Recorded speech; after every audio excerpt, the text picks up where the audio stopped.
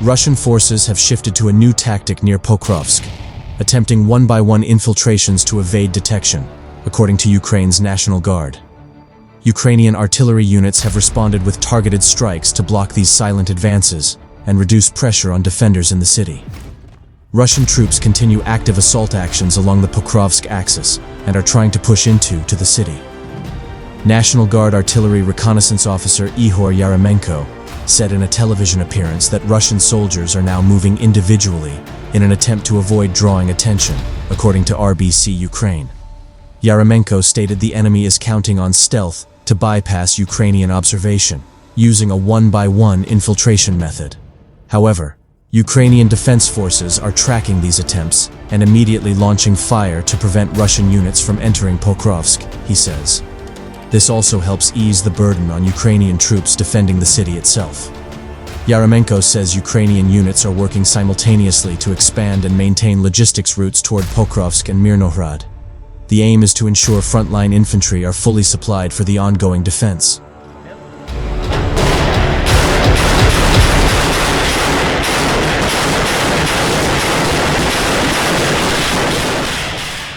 Artillery units remain focused on counter-battery fire, targeting Russian systems that regularly shell Ukrainian positions and drone operators. Given the intensity of Russian attacks, Ukrainian gunners are also striking enemy personnel and armored vehicles directly. Ukrainian officials previously note that the Russians have previously taken advantage of fog to get into Pokrovsk.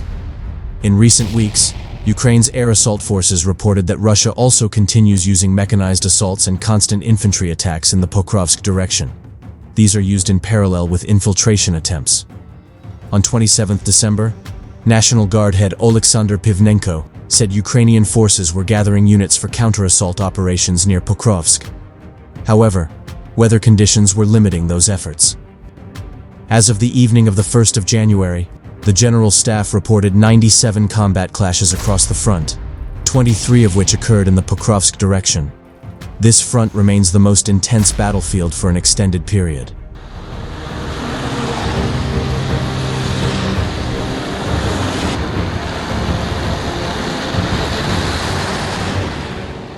After suffering heavy casualties capturing most of Pokrovsk and neighboring Myrnohrad in eastern Ukraine's Donetsk Oblast in late November, the Russian center group of forces called in its main reserve, the powerful 76th Guard Air Assault Division. Well, once powerful. Redeployed just south of Pokrovsk, the 76th GAAD has been trying to force the road from Pokrovsk's industrial northern outskirts to the town of Hryshyne, a few miles to the northwest. But the division has been attacking in large groups of lightly equipped troops, often riding in unprotected all-terrain vehicles and other unarmored transports. Where just a couple of months ago, the winter fog might have obscured these assault groups from drones operated by the Ukrainian 7th Rapid Reaction Corps and 1st Azov Corps, the Ukrainians are deploying more and more drones with thermal cameras. Through those cameras, ATVs and their riders appear as bright white spots blazing like beacons through any fog, especially on a snowy, cold landscape.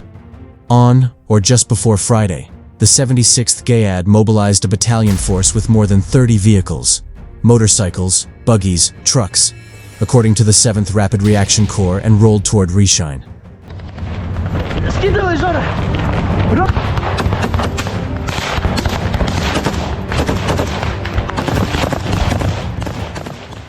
Ukrainian forces recently advanced near Kupansk and Pokrovsk, making gains in both Kharkiv and Donetsk oblasts, according to the Institute for the Study of War, ISW. The Ukrainian military says some Russian troops are now surrounded in basement positions inside Kupansk. ISW reported that geolocated footage published on the 30th of December confirms that Ukrainian troops recently made marginal gains in the northern Kupansk area. On the same day, a video showed 4 Russian soldiers operating in northwestern Myrov, west of Kupansk, in what ISW assesses was an infiltration mission. However, the operation did not change the control of terrain or the forward edge of the battle area.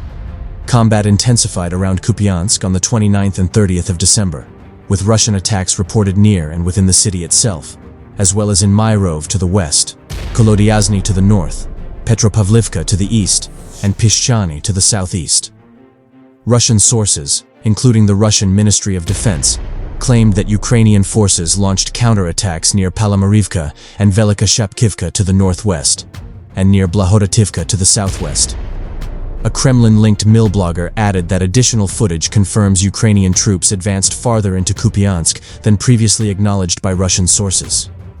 The mill blogger also claimed that poor weather conditions are allowing Ukrainian forces to exploit their numerical superiority while impairing Russian drone operations.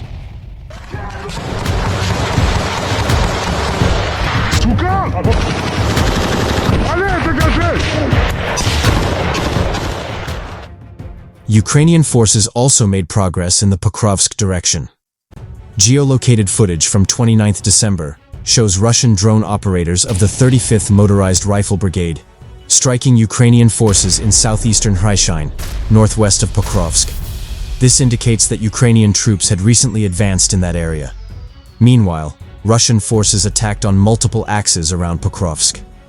Battles took place within the city and near surrounding settlements including Belitske, Rodinske and Suketske to the north, Krasny Lyman, Rivne, and Novoekonomikne to the northeast, Myrnohrad to the east, Udakhne, Molodetske, and Kotlin to the southwest, Serhivka to the west, and Hryshyne to the northwest on the 29th and 30th of December. A Russian mill blogger claimed that Ukrainian forces were counterattacking near Rodinske. In its 29th December report, ISW had noted that Ukraine recently advanced near Siversk, Oleksandrivka, and Huliaipole, while the Russians advanced in western Zaporizhzhia Oblast, and in Donetsk Oblast, near Pokrovsk, and in the Dobropilya tactical area.